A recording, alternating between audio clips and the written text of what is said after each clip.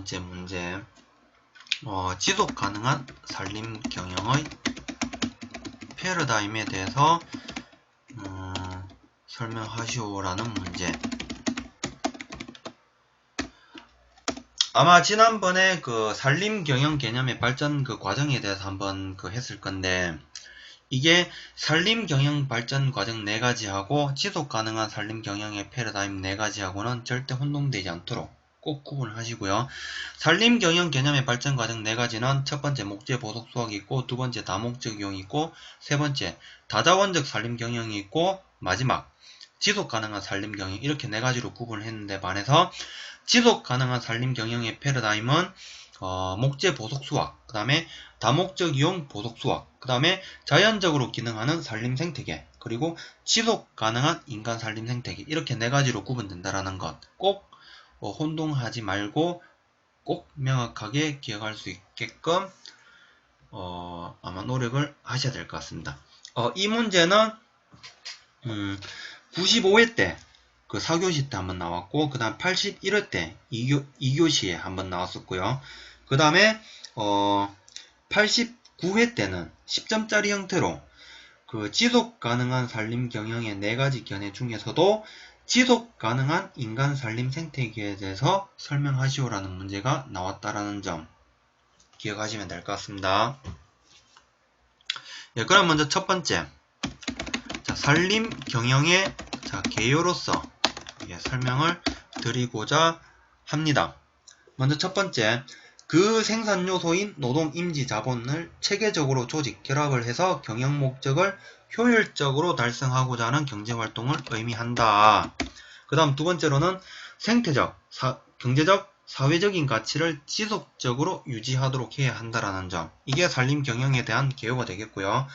그 다음으로 와서는 이제 지속 가능한 산림 경영의 패러다임에 대해서 패러다임 4가지 견해에 대해서 설명을 해 보려고 합니다. 먼저 첫 번째가 목재 보석 수확이 되겠는데, 목재 보석 수확은 먼저 첫 번째, 목재 수확의 보석성을 견제할 수 있도록 산림 구조를 만드는 것이 전통적인 산림 경영의 핵심이다.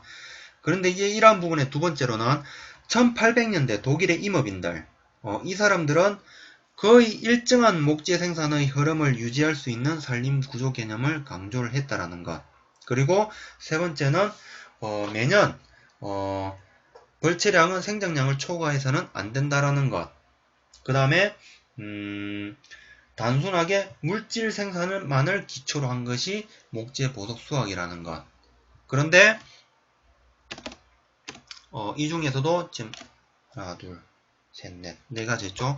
다섯 번째 부분에서는 법정립 모델 및 고전적 수학 모델의 단점에 대해서 여러 학자들이 주장하는 바가 있습니다. 어떤 내용들이 있느냐. 먼저 첫 번째, 아마 페드큐라는 사람일 건데, 성취되어야 할 기간이나 적용되어야 할 면적 등이 규정되지 않기 때문에 부적절한 모델이라고 비판을 했다. 그 다음 두 번째는 와이즈라는 사람은 법정립 모델을 성취하는데 임업이라고 하는 산업조직에 의해서 마찰이 생길 수 있는 여러가지 문제점이 있다라고 기술을 했습니다. 그리고 마지막 세 번째로는 굴드와 다우들이라는 다우들 맞는가? 예. 하여튼 그 두 사람은 산림 경영 계획에서 법정림 사상에 의한 접근법과 실제 상황, 그리고 특히 경제적 사업적인 조건과 관련된 상황과의 불일치 등을 지적을 했다라는 것. 그러니까는 이러한 그 법정림에 의한 목재 보석 수확은 실질적으로 경제적인 그 효율적인 부분과는 개념이 서로 대립되는 그런 그 형태라고 볼 수가 있겠다라고 설명을 드릴 수가 있겠습니다. 그리고 여기에 대해서 하나 더 이제 목재 보석 수확에 대해서 설명을 하나 더 드리자면은, 산림 그 수확 조절을 통해서 법정림과 같은 산림 조직을 만들려는 것이 하나의 통념으로 간주가 된다라는 것. 이게 아마 여기 법정림 모델 및 고전적 수학 모델의 그 단점을 설명하기 이전에 그 문장이 나와야 되겠죠. 그렇게 기억을 하시면 될 것 같습니다. 이게 목재 보석 수학에 대한 설명이 되겠고요. 그 다음 두 번째로는 다목적 이용 보석 수학이 되겠습니다. 이러한 그 다목적 이용 보석 수학은 부산물 생산을 포함하면서 이건 마지막에 설명드리고요. 먼저 첫 번째, 1960년대 미국에서 다목적 이용에 관한 법안이 제정이 되었습니다. 그리고 두 번째, 국민이 요구하는 공익적 기능에 대한 그 정대에 대한 수요로서 이 법안이 제정되었고, 하지만 단순히 물질 생산의 확대에만 초점을 맞춰졌다라는 것. 그 다음으로는 물고기, 야생동물, 마초 및 야외 휴양을 포함시킴으로써 국가 산림 경영의 목표로서 목재와 수자원 이외의 다른 생산물을 합법화했다. 하지만 마지막 네 번째, 부산물 생산을 포함하면서 보석 수학 패러다임을 확장시키는 데 큰 기여를 했다라는 것. 이게 하지만이 아니죠. 예. 확장시키는 데 큰 기여를 했다라는 것. 예. 이게 이 다목적 이용 보석 수학에 대한 특징이 되겠습니다. 그리고 꼭 연도 1960년대 그 미국에서 다목적 이용에 관한 그 법안이 제정되었다라는 것. 이거 꼭 기억해 주시기 바랍니다. 이게 제가 이 학번에 면접에서 나왔거든요.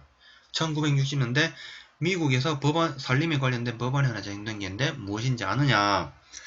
예, 그 다목적 이용에 관한 그 법안이 제정된 걸로 알고 있습니다. 라고 하니까는 그러면은 그 법안을 발의한 사람이 누구냐? 그 발의한 사람은 잘 모르겠습니다. 라고 하니까는 그 다음에 또 계속 연관되는 질문이 그러면 이러한 그 법정님과 지속 가능한 산림 경영에 대한 그 접목을 하고자 할 때 현실적인 부분에 대해서 한번 개인적인 견해를 말해보라라는 질문도 있었습니다. 그렇기 때문에 이 부분도 충분히 종합적으로 좀 사고력을 가질 수 있는 시스템을 가질 수 있도록 그 노력이 필요하다라는 점 말씀을 드릴 수가 있겠고요. 그 다음이 이제 자연적으로 기능하는 산림 생태계가 되겠습니다. 예, 이 부분에 대해서는 89회 때 11교시도 나왔기 때문에 꼭 그 기억을 해주셔야 되는데, 먼저 첫 번째, 가능한 범위 안에서 인간의 심각한 간섭이 없이 산림이 스스로 발전하도록 놔둔다는 개념이 자연적으로 기능하는 산림 생태계가 되겠습니다. 그리고 두 번째, 자연이 인간을 지배한다라는 관점과 거의 일맥상통한다라고 설명을 드릴 수가 있겠고요. 그리고 이제 네 번째로 와서는 지속 가능한 인간 산림 생태계가 되겠습니다. 지속 가능한 인간 산림 생태계. 첫 번째, 앞선 모든 견해들을 통합하기 위해서 시도된 또 하나의 다른 견해. 그 다음 두 번째로는 지속 가능한 임업 또는 생태계 경영이라고 한다.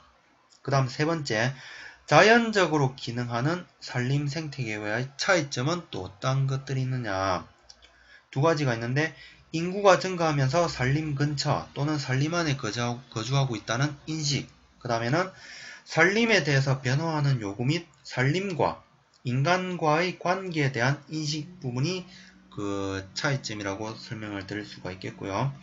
이제 그 다음에는 이제 네 번째로는 생태계 경영에 의해서 만들어진 임업적 사고에 있어서의 주요 변화가 되겠는데, 여기에 대해서도 두 가지 내용이 있습니다. 먼저 첫 번째는 일반적으로 지배적이었던 경영 목표로서 임주로부터의 안정적인 목재 공급의 포기.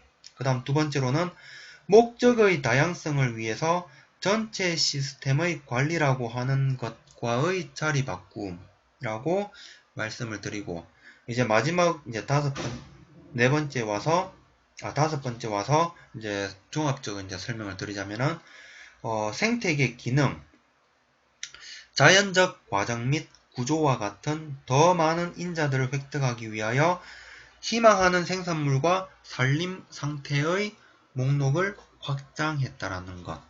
이게 지속 가능한 인간 산림 생태계에 대한 설명이 되겠습니다.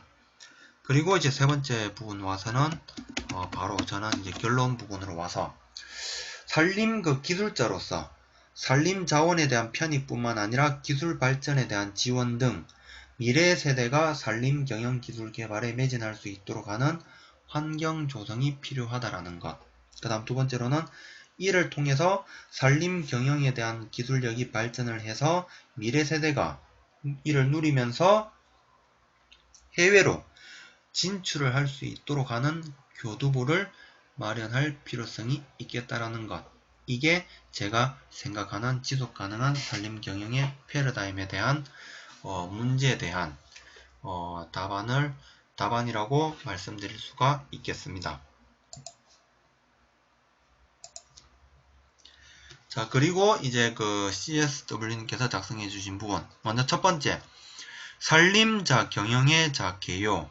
설명해 주셨고, 그 다음에 이제 중간에 더 자연에 대한 인간의 그 관계 변화에 대해서 세 가지 언급을 해 주셨고요. 아까 자연적으로 기능하는 산림 생태계를 설명하기 이전에 그 첫 번째 이제 그런 단계라고 보면 되겠죠. 먼저 첫 번째, 인간이 자연을 지배한다. 인간은 자연과 더불어 공존한다. 자연이 인간을 지배한다. 라는 것. 그 다음에 이제 세 번째로 와서는 지속 가능한 산림 경영의 패러다임으로서 목재, 보석 수확, 다목적 이용, 보석 수확. 그 다음에 자연적으로 기능하는 산림 생태계. 그 다음에 지속 가능한 인간 산림 생태계. 이렇게 언급해 주시면서 마지막 결론적인 부분에 대한 설명, 언급을 해 주셨습니다.